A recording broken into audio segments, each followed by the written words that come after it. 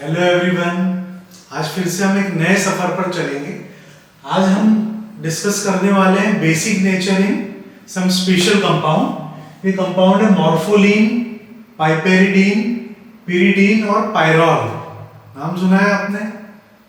Pyridine तो याद आ रहा होगा शायद। पाइपेरिडीन क्या है? मॉर्फोलिन, पायरॉल भी कुछ लोगों को पता होगा।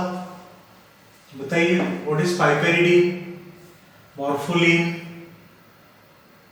पाइरिडीन और पायरॉल? ये सारे हेटेरोसाइक्लिक कंपाउंड्स हैं। क्या है, किसी को याद है? देखिए, पिरिडीन तो सबको पता है। पिरिडीन मतलब बेंजीन का एक कार्बन रिप्लेस कर दिया एक नाइट्रोजन से, ये पिरिडीन है। पायरॉल 5 मेंबर्ड रिंग है, 4 कार्बन है, एक नाइट्रोजन।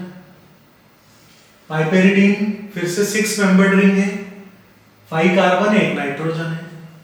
ये भी 6 मेंबर्ड रिंग है लेकिन 4 कार्बन है, एक नाइट्रोजन है और नाइट्रोजन के जस्ट अपोजिट ऑक्सीजन एटम है। ठीक है, अब इन चारों में आपको बताना है बेसिक नेचर। तो कैसे फाइंड आउट करेंगे? बेसिक कंपाउंड उसको बोलते हैं जो लोन पेयर डोनेट कर सकता है।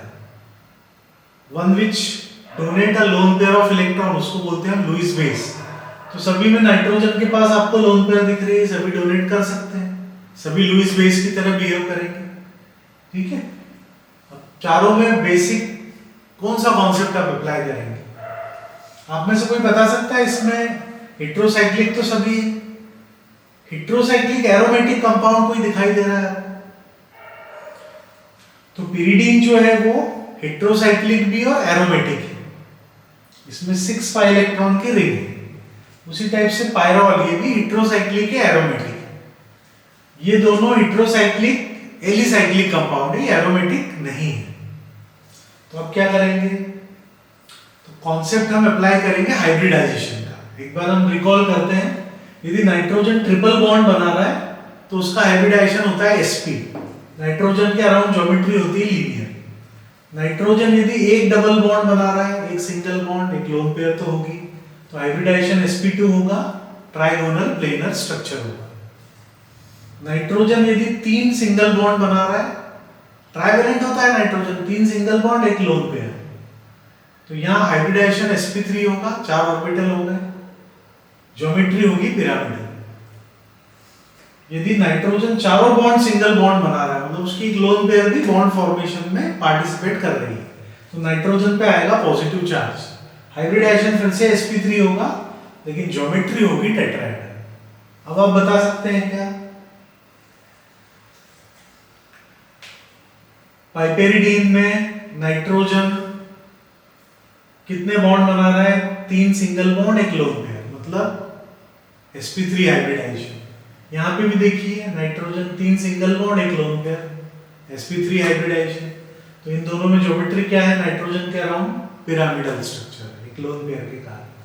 यहां पर एक डबल बॉन्ड, एक सिंगल बॉन्ड, एक लोन पेयर, मतलब sp2 हाइब्रिडाइजेशन। यहां आपको 3 सिंगल बॉन्ड, एक लोन पेयर दिख रही है, लेकिन अभी आपको बताया, आपको पता ही है एरोमेटिक कंपाउंड है, मतलब लोन पेयर डीलोकलाइज होगी बाकी 2 बॉन्ड पेयर के साथ। तो यहां पर भी हाइब्रिडाइजेशन क्या है? sp2।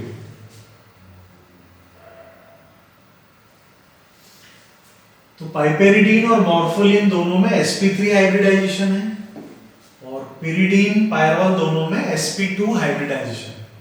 अब आप बता सकते हैं दोनों में ज्यादा बेसिक कौन है? इन दोनों में हाइब्रिडाइजेशन सेम है, इन दोनों में सिमिलर है। तो क्या देखेंगे आप? s character. s character sp2 hybrid orbital में कितना होता है? 33.33%। sp3 में कितना होता है s कैरेक्टर? 25%। तो जितना s कैरेक्टर ज्यादा होगा उतनी इलेक्ट्रोनेगेटिविटी बढ़ जाएगी, तो लोन पेयर की अवेलेबिलिटी कम हो जाएगी। यहाँ s कैरेक्टर कम है इन दोनों में, तो लोन पेयर इजीली अवेलेबल है। अब इजीली अवेलेबल है मतलब ये दोनों कंपाउंड ज्यादा बेसिक है इन दोनों कंपाउंड से। ठीक है, ये दोनों ज्यादा बेसिक है इन दोनों कंपाउंड से। अब इन दोनों में ज्यादा बेसिक कौन है? देखिए, समझ में आएगा? आ रहा है क्या समझ में? तो इन दोनों में ज्यादा बेसिक आपको ऑक्सीजन दिख रहा होगा, तो ऑक्सीजन मोर इलेक्ट्रोनेगेटिव एलिमेंट है। ये क्या करेगा? अपनी तरफ बॉन्ड पेयर के इलेक्ट्रॉन को शिफ्ट करेगा, तो उसके कारण इसका बेसिक नेचर थोड़ा कम हो जाएगा। तो पाइपेरिडीन मोस्ट बेसिक है, उससे वीकर बेस है मॉर्फोलिन। अब इन दोनों में देखिए और बताइए, तो दोनों एरोमेटिक है, दोनों हेटेरोसाइक्लिक एरोमेटिक है।